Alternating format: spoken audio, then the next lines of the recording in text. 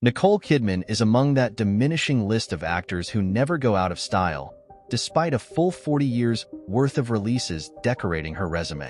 Kidman first broke onto the scene in 1983 when she appeared in 3 separate projects: Television's Chase Through the Night, as well as Bush Christmas and BMX Bandits.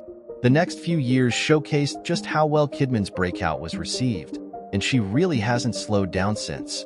Kidman's graced nearly every major franchise out there, from DC to Paddington, and her genre-crossing talents have won her more than 100 awards over the years.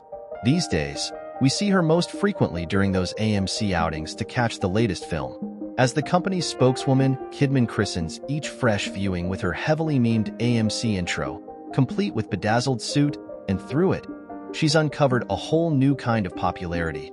Long before she was captivating us with that timeless, piercing gaze, Kidman was enthralling a different generation of moviegoers.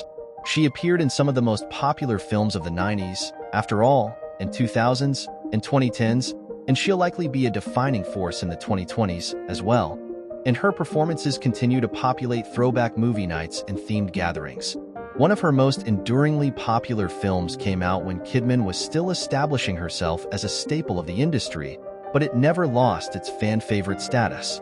After largely watching them grow up on screen, audiences feel a particular connection with stars they've known since their childhoods.